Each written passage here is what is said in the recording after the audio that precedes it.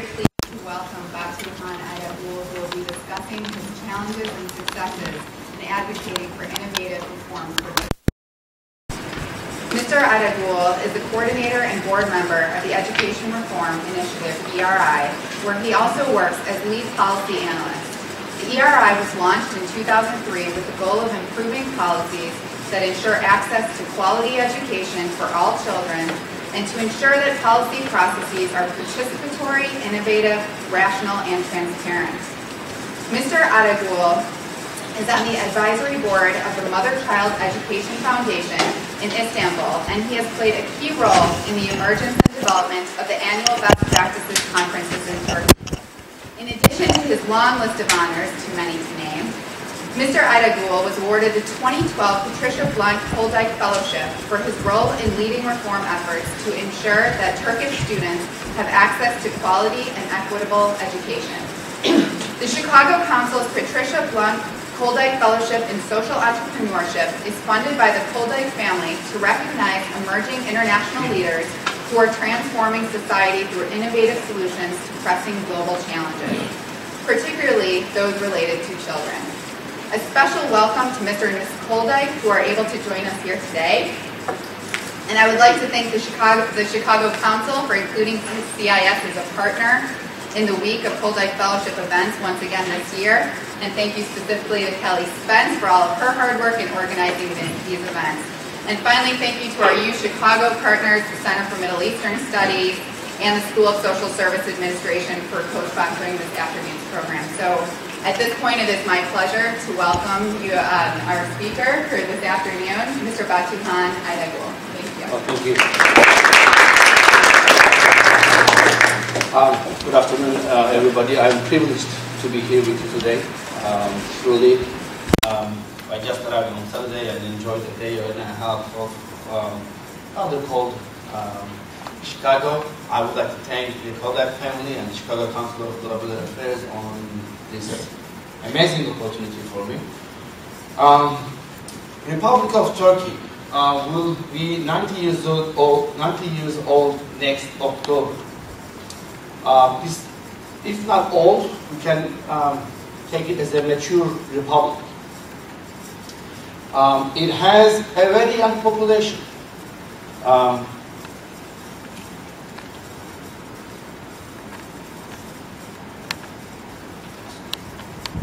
If you look at these statistics, almost 1/3 of Turkish population is under 20 years old. This is often considered as a window of demographic opportunity for the country. For Turkey to take advantage of this demographic opportunity, the most important ingredient and factor is whether or not we provide our youth a quality education. So although we're talking about an advantage here, you can all imagine that if you don't provide the kids, the children, they actually will turn, or they could as well turn into a social risk for the country. And we've seen in various countries across Europe, such as in France, when the youth that does not have the skills and education also lack hope, and thus turning into really violent expression of their energy. In the beginning of the new millennium, so let's go back 10 years, Turkey was coming out of what I will call a lost decade of 1990s. There was political instability due to a series of coalition governments, 3 major financial crises, irresponsible fiscal policies and spending, a domestic war with terror, increasing corruption, and a non-violent military intervention in the running of the democracy, what is often called as the post-modern coup.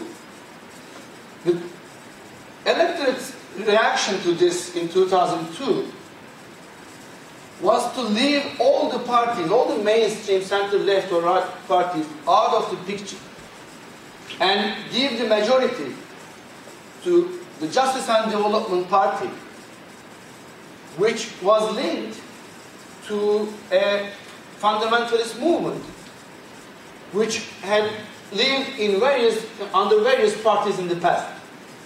With only 35% of the votes in 2002, our party, the Justice and Development Party, got 2/3 of the seats in the parliament due to the distribution of the voting system. And ever since 2002, they increased their majority in the parliament. So the last 10 years in terms of political stability, Turkey actually had done pretty well. And in these 10 years, Turkey has changed tremendously in all aspects. The economy flourished. I'm sure you come across articles especially in financial newspapers about Turkey's success. So the GDP per capita actually came from $4,000 to $10,000. There were more jobs created. Exports have increased a lot. But at the same time, Turkey had undertaken a lot of investment in social and physical infrastructure. Close to 15,000 kilometers roads were built. Infrastructure for telecommunications, transportation, banking were improved. In social services, health services got a lot of new investment and liberalization. So if you look at the last 10 years economically and in terms of other social and economic development, Turkey actually did really well. If actually you look at this is the Human Development Index, vis-a-vis the general index, health actually did outperform education and income. During these 10 years, however, or actually not however, but at the same time, Turkey's democracy evolved.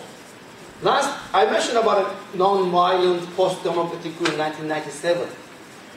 Today, in Turkish courts, there are hundreds of generals and admirals being actually tried for their coup attempts that took place in the last 7 years. So we can easily say that actually there is a civil, the Turkish democracy is getting less military. We have launched a series of laws, especially and thanks to EU accession process. You know, that actually happened in 2004 and initiated and required a series of democratic reforms in Turkey. Even a period of truce with the Kurdish terrorists was secured, which promised a lot of hope for the Turks to solve this long-lasting issue in a peaceful manner. In education, during this last 10 years, Turkey has increased access to schooling. So if you look at the indicators of the last 3 years, more children now are in school, in primary, preschool, and secondary, as well as tertiary.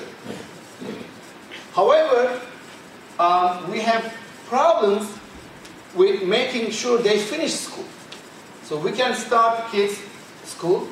However, we're not as good in making them graduate. And if you look at this, before I move into that, this is actually a most remarkable story of the preschooling.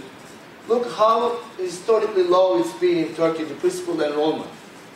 And given the importance of preschool education in one's development, we can clearly state that Turkey has missed a lot in the previous years, but lately it's been picking up really.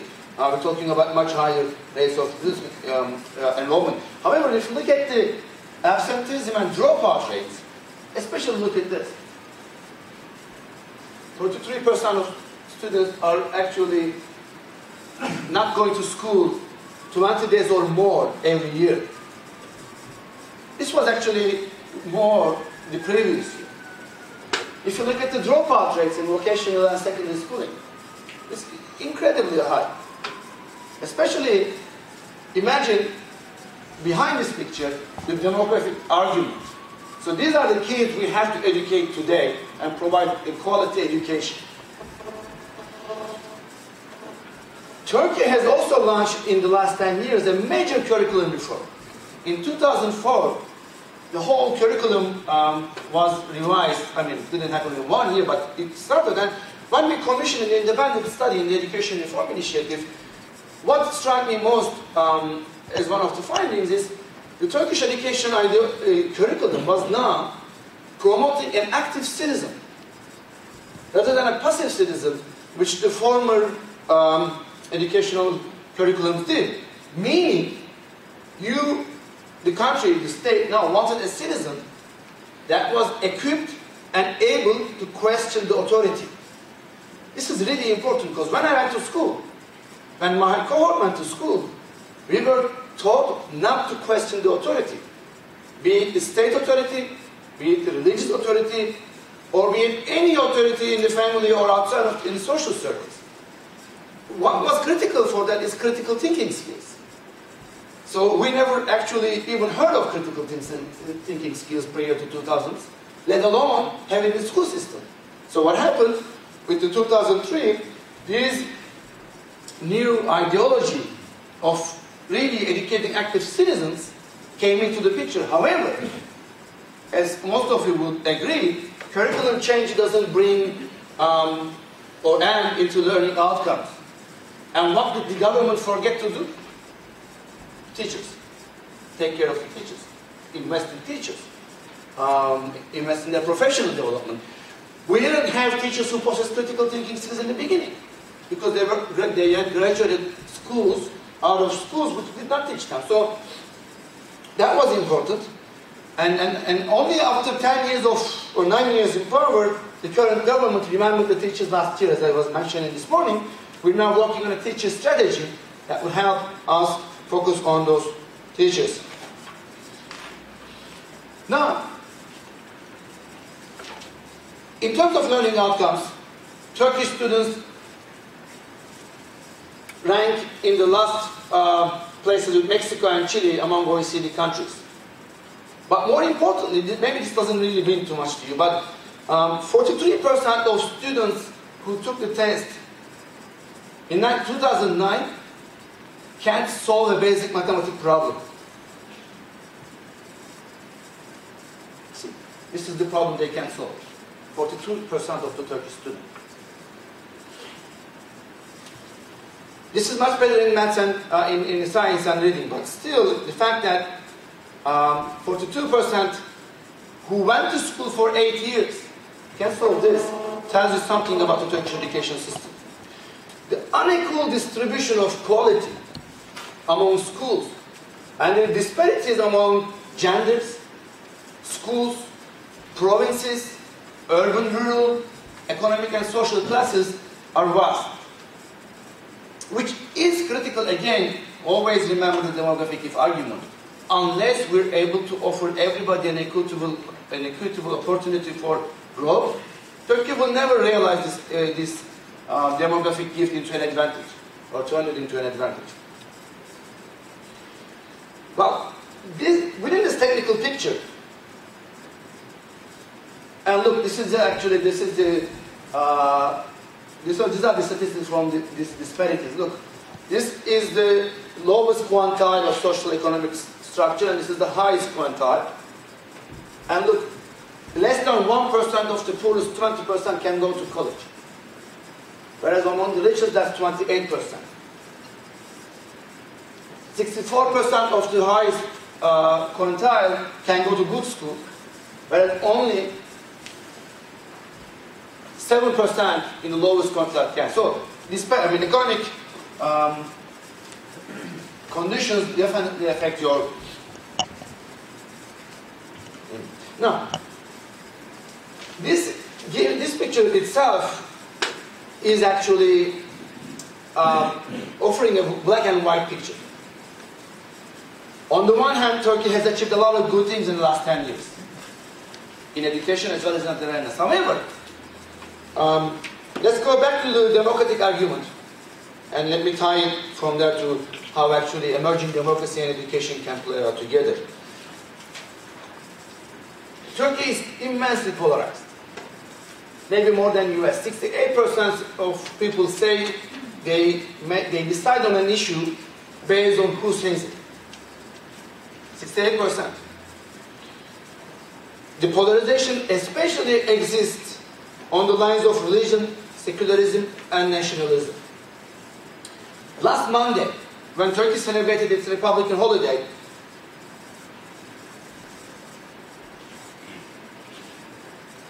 people actually were tear gassed and had been trying to stop from going to the Atatürk tombs, the founder of Turkey. So there are a lot of tensions. The Committee to Protect Journalists in US base has published a critical report of the democracy of Turkey's performance on freedom of press. They said that 61 journalists were in jail for actually doing their jobs. A peaceful resolution to Kurdish problem failed and terrorists struck again, further fueling ethnic nationalism and division. Today, between 400 to 500 detainees are on hunger strike, and you know what they want? They want Kurdish education, the language in their mother tongue, as well as other stuff. But language in mother tongue is something those detainees want. Now, why am I talking about the emerging democracy? Because education itself cannot really grow in a country unless there is a full democracy. I know this is sort of a chicken and egg situation, but we've witnessed 3 cases in the ERI, Education Reform Initiative, where evidence-based, factual, participatory work helped make progress in disputed issues. One of them, language. In Turkey, the constitution doesn't allow teaching of the mother tongue languages in the school.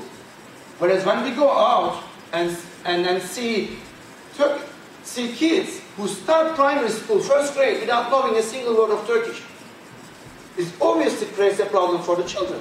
So what we did, instead of naming this a mother tongue issue and basing it on legal arguments, we said this is an educational problem. Here is the evidence for it. Here are the disadvantages that these children are facing when they start school. And we invited all the stakeholders to participate in this process. From that process, one good thing came out. And that was, rather than calling this a mother tongue education problem, let's not just mention the problem, but let's focus on the solution. Bilingualism in education. And even the most nationalistic opponents of the existing system somehow were willing to discuss. So when we discuss language and education in Turkey, if we use evidence, if we somehow depoliticize the issue and bring stakeholders, we can actually create a discussion environment which is valuable. You won't see the impact of this overnight, but the fact that people are able to sit around a table and discuss this issue was amazing. The second one was religion and education. In 2005, we gathered people together and we discussed Turkey's education, the impact of the use of education in religion and education. There were people around the table, again, from all kind of backgrounds. We had a religious clerk, we had a professor of theology, teachers, we had people from different belief backgrounds. After a year of study and using a lot of international arguments based from or arguments deriving from international conventions of human rights and so on, we were able to have those people coming from different backgrounds to sign a joint declaration that if there will be a compulsory course in Turkey on religion education, that it should be non-confessional. And that confessional education, if it takes place, should also be given with an education that actually fosters tolerance, understanding of others. Because in Turkey, if you look at the surveys, understanding of others and tolerance for the other, and other it could be anything, a different ethnicity, a different gender preferences, language. We see that there are a lot of actually problems with that, so that was another thing we did. And again, what we saw, and believe me, 10 years ago, we couldn't either discuss language and religion in such an open way. So these are the good improvements, but on the other hand, they were kind of slow.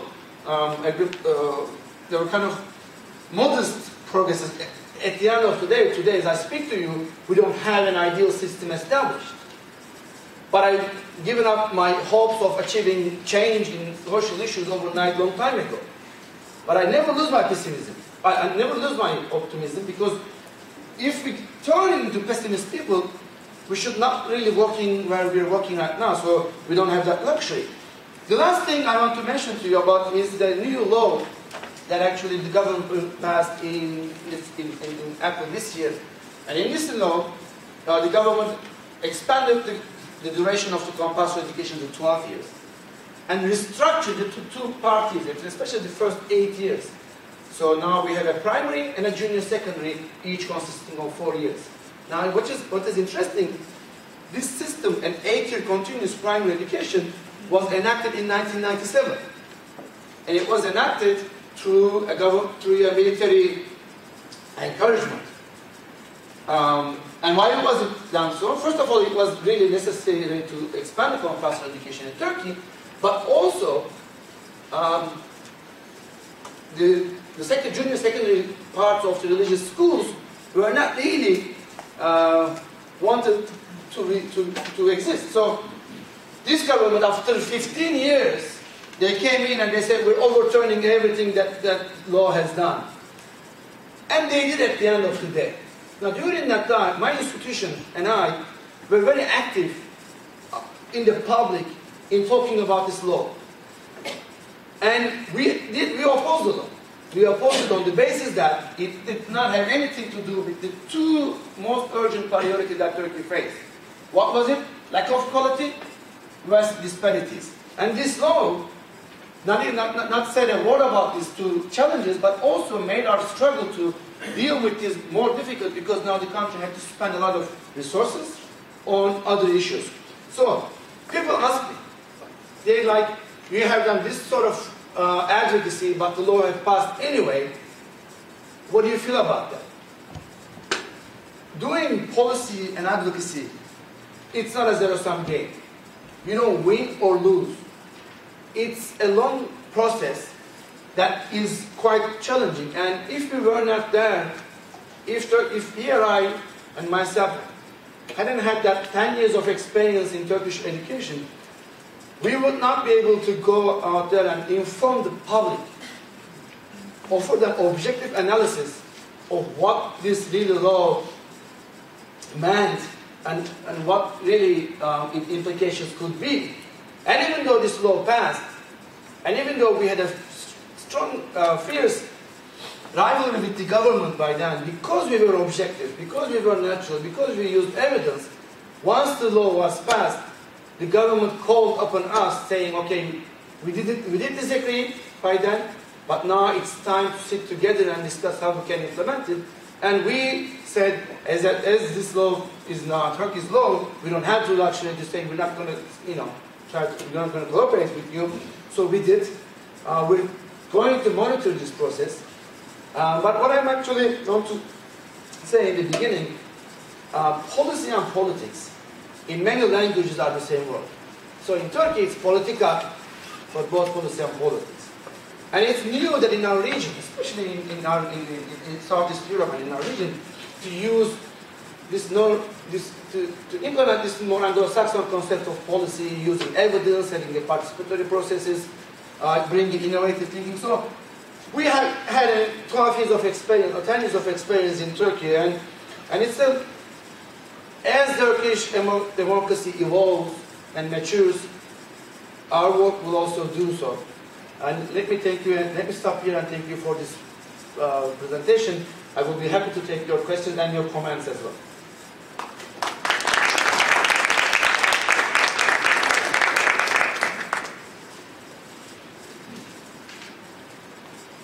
Questions?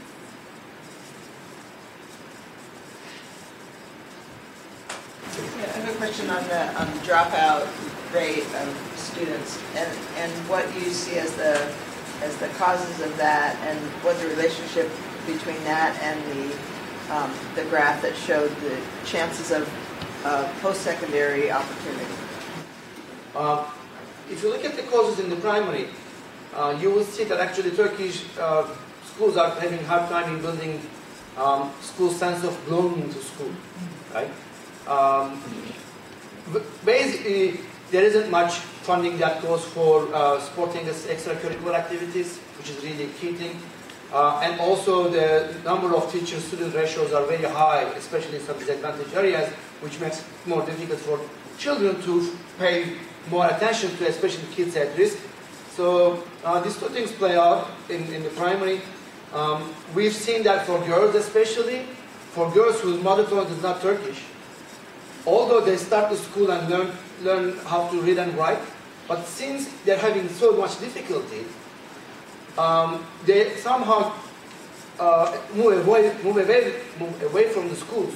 And their families are already reluctant to keep them in schools, and once the child also is not so keen, they can generally always compulsory drop out. In high school though, it's a different story because it wasn't compulsory up until this year. And 75% of kids drop out at the end of the 9th grade. So that means they go to school for 1 year and they realize there isn't much to go there for. And also it's related to that graph because a lot of the boys especially, and there are more boys dropping out than girls after they start the secondary school, a lot of the boys go for and work outside, like they join the labor force. Because there's more life, real life, and learning and income there vis-a-vis the school. So you're right, I mean that people are aware of that prospect. But if actually they're in a bad school, their likelihood of moving ahead will be dim, so they might just live. Is there any effort made to change mentalities as to going to school? Because when you're a kid, I believe that your family sphere is the only society that you know. And then in some regions of the East, I'm thinking that maybe there should be an effort to change as well the parents' way of thinking towards school so that they would encourage their kids not to drop out and to enroll in the first place. So is there this kind of effort made, done? Especially in the early 2003 and 4, the ministry launched a campaign to promote girls' education. During that time, the campaign definitely targeted the parents as well, to encourage them and to raise the awareness of the importance of girls' schooling, so that actually they send their kids to school. I mean, although it's compulsory again, if they didn't want to send it, they just didn't send it. That happens. However, in the Southeast, especially with this ethnic tensions growing, it has a bad implication on the school system.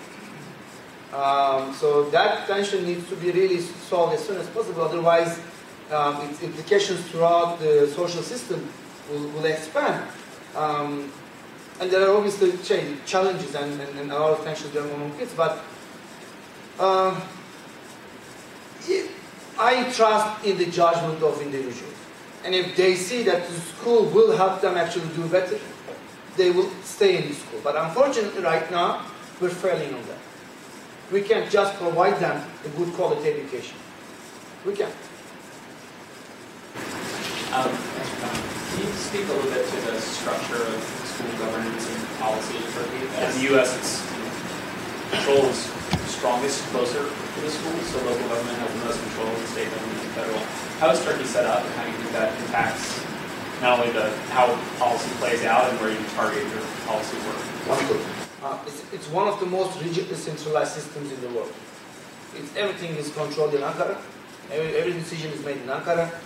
The schools really, the school principals have to implement the rules and regulations that Ankara sends them. So in a way, it was a huge bureaucracy. They restructured the central ministry last year. Again, it goes back to the emerging democracy. 8 years ago, this current government tried to pass a law that gave more autonomy to municipalities over control of the education. However, the Constitutional Court overruled that. And the basic argument that the Constitutional Court used Turkey was a unitary state, and that the decisions had to be really central. So, and unless the constitution changes, I don't think we will have any autonomy or any significant autonomy being delegated to either provinces, sub-provinces, or schools. Now, schools, I mean, we're not arguing and advocating that Turkey no longer needs an education reform, but it needs schools reform. Because unless we really build up autonomous, strong schools with good, robust principals and teachers, the whole system, the change in legislations and institutions on the, on the sky, don't translate. I mean, don't make any impact. So, if the constitution changes, if Turkey moves into a little bit more of a decentralized system, we're not too optimistic that it will be like a federal system. I mean, there's very little discussion about that. But right now, it's one of the biggest challenges.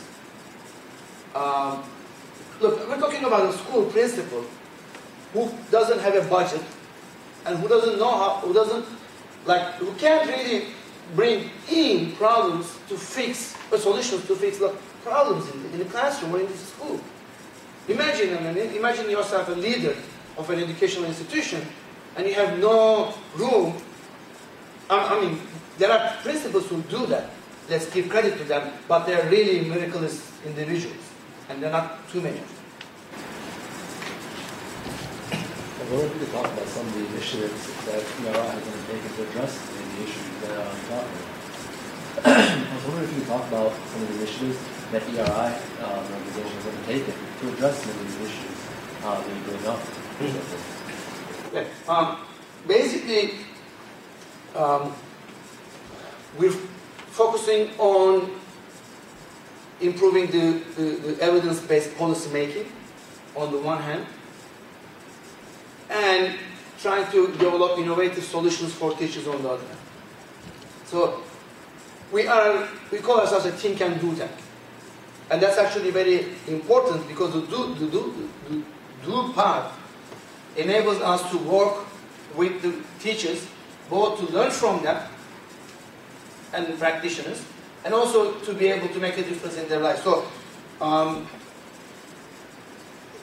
we now feel responsible for monitoring this new law and reporting back to the public on its results, because we were so vocal in the adoption process.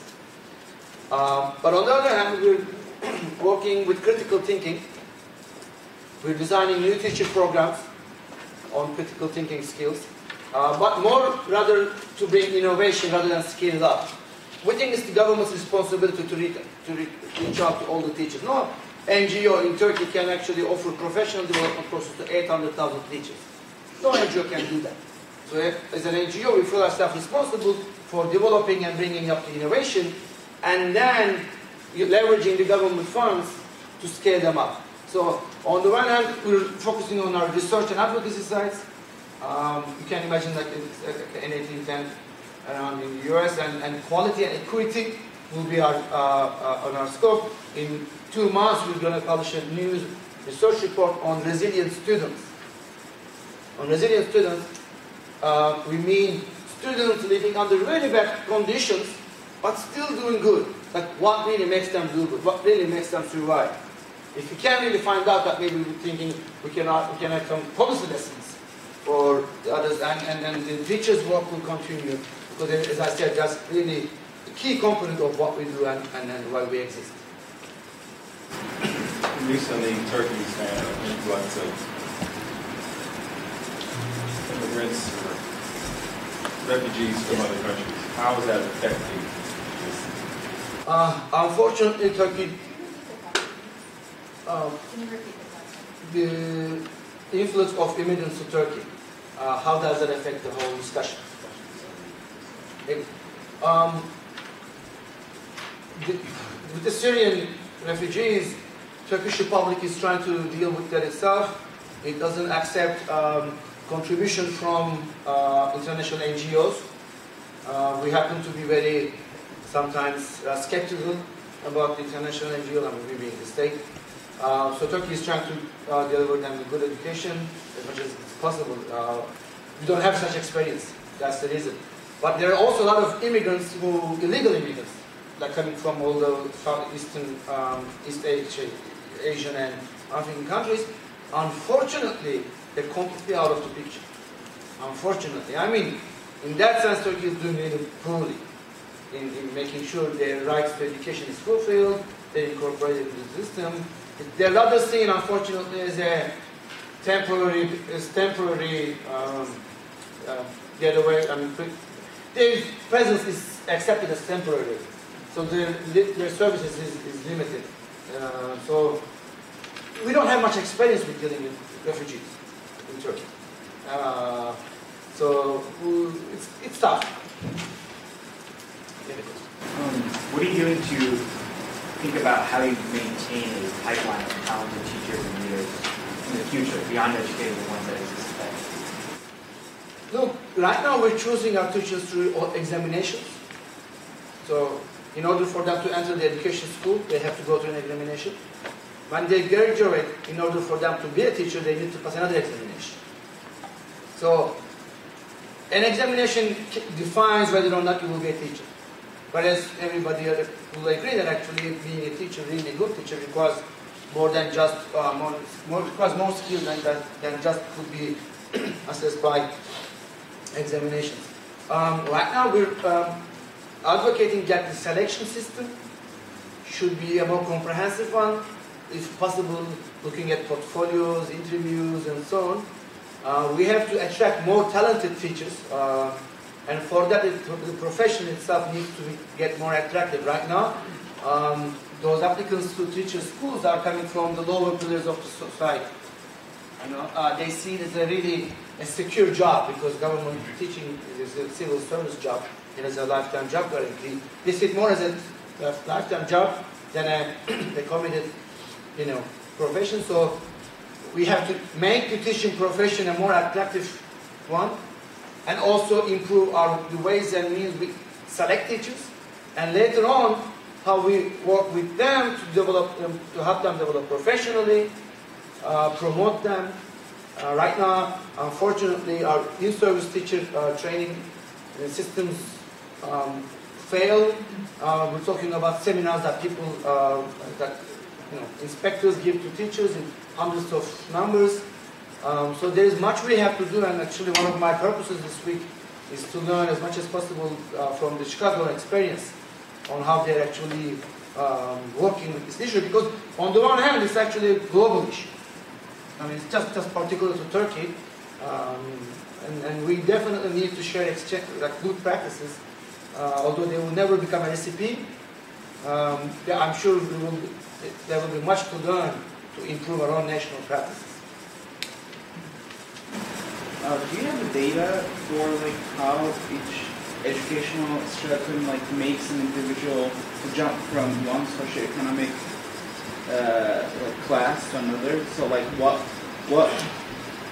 what would the difference be between a graduate of a high school and a college in Turkey in basis of income and also jumping from one class to another? Because we talked how low income classes cannot really have higher education, and they don't actually want to have higher education because just delaying their contribution to labor. These are returns to education. So higher education. See, that's actually growing up. So if you finish a university in Turkey, it's more likely that you will do more. You will do better in terms of your incomes. Unemployment is lower for higher education graduates. Then you have general high schools and vocational high schools. So it plays out. It definitely plays out. We have research papers, I don't recall the incremental changes in each. But it's also interesting that take this general high school, vocational high school, and post-secondary high school unemployment rates. They are not, compared to OECD average, they're high. Our unskilled labor force unemployment is OECD levels. So it's lower, meaning. So there is still more jobs for the unskilled labor in Turkey. So that's the structure of the labor force. And this needs to change, gradually will change, right? I mean, the more investment comes, the more manufacturing develops and everything. But right now, yes, this is unemployment, but this is not how much you will make. You still will make less, but on the other hand, it's likely that you will also find more jobs because there are more employers out there who still want cheap labor. You know, they don't want the skill, they just want the lowest. Because I mean, Turkish economy is still competing with a lot of countries where there is low cost of production. And that's actually big still. Our ministers of finance and economy are aware of this.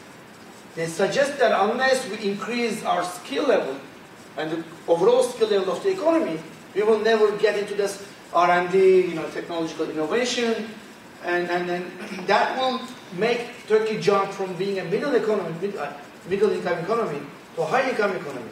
And unless we do that, we might be trapped in those middle income economy in the next years to come. Is there any attempt on a plan for the next 10 years maybe to change the university entrance system? Yes.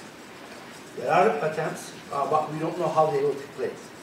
So can you give us some picture what will be because the current system gives so much stress on the student on secondary education that affects significantly the quality of education in terms of extracurricular activities, and not only extra, but also particularly the load of coursework is very much stressful. The only thing we know about a possible new system is they will increase the number of exams. Like they may want to come up with SAT kinds of exams. Rather than having one every year, like do a series of one throughout the year. But beyond that, really, that's a big challenge. I mean, and you would notice that I don't have much to say about that because it's a huge, complex problem. We have an incredible gap between supply and demand. We need rigid, fair election systems. Turkey's response to this gap has been building new universities. Unfortunately, that comes with a compromise in quality of higher education institutions. So the election still remains important because then people want to get into the better competitive schools, universities. Universities themselves are not so keen on selecting their own students. Because it's difficult. Imagine that number of, 1.5 million people enter the examination every year, and some schools can receive up to, hundreds of thousands of applications every year. They don't have any capacity because they never actually, in the last 30 years, Turkish universities did not do anything to select students. It was all the central system doing it for them. So there is a lot of research opportunity. There's a lot of exploration that needs to be done in that field, and it's a big challenge. Because remember, if as long as there is such an election system at the top, it puts the pressure down on all the things we do in education. So when we provide teachers training on critical thinking, families are coming in and asking whether or not this will help their kids do better in the test. Imagine the perception and awareness among the society. Everything is undermined to a test. That how do you do in the university entrance test? How do you do in the high school entrance test? Again, this education change is so sophisticated and comprehensive that it needs to really move from different directions and by different actors. I worked in a private school in Istanbul for a year, and I was, it was ostensibly non-profit, but it was actually for-profit. And I was wondering if you could speak a little to the role of private education, secondary education. Well, the role of private education in primary and secondary education. We have a very small percentage, only 3% of students go to private schools, and obviously they are actually the wealthy ones, and generally they set up their own schools, and they provide quality education. However, they're also they adopt a very they don't offer too many space for being critical. They're very much like represent the statu quo, the way statu quo thinking, the way the country is evolving, social and democratic progress. Like, I don't know your experience, but in Turkish private schools, you can't really experience heated debates about popular issues. Because everybody's really coming from a more majoritarian view that things should stay pretty much the same. I mean, we had difficulties in working with teachers in the private schools when we provided them teacher critical thinking training, because everybody thinks alike. All the teachers were agreeing on the same thing. So you can't really have a debate in such an environment. The government is promoting the expansion of private schools. Now that's interesting, because in that aspect, they are not adapting the charter school per se, but they want to buy capacity from schools. Now, there are a lot of issues to be debated there, but if you ask my personal opinion, I don't think private schools will be the secret formula, the secret panacea to educational problems in Turkey. It first requires a robust state which provides enough funding, which invests in teacher development, which gives space for autonomy in schools and provinces, and for innovation. And then, or at the same time, more room and space for private schools could definitely be beneficial, but it needs to be balanced with the role of state. That's right. There's time for one more question. Well, I wanted to ask you about the organization of the system. This is the Turkish system streaming, roughly like the traditional European system. That examination is taken. Is that examination that runs through the preparation part available essentially to some equivalent to a say or a gymnasium?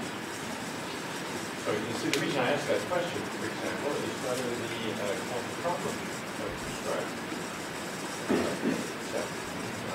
dropout, failure of examinations, and so forth, those things are specific. Those outcomes, adverse outcomes, are specific to certain streams or tracks within the system.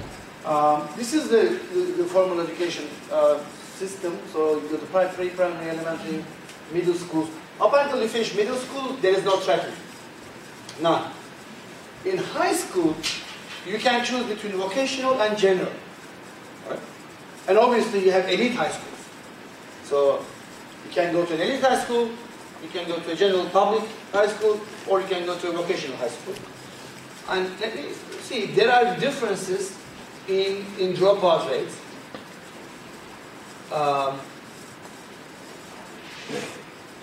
Here, for example, this is the quality, right? These are elite high schools, elite public high schools.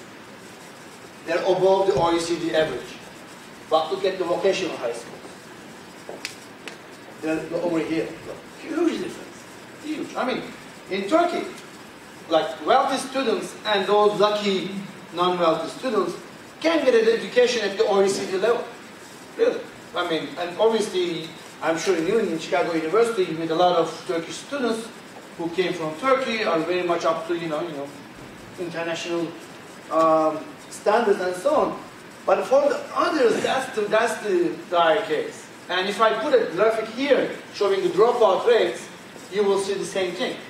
But the other way around, the Anatolian high schools will have the lowest dropout rate, whereas the vocational schools will have the highest dropout rate. Or absenteeism. You know, in all educational indicators, there are differences among these schools, and that's why this entrance actually becomes so key and problematic and important.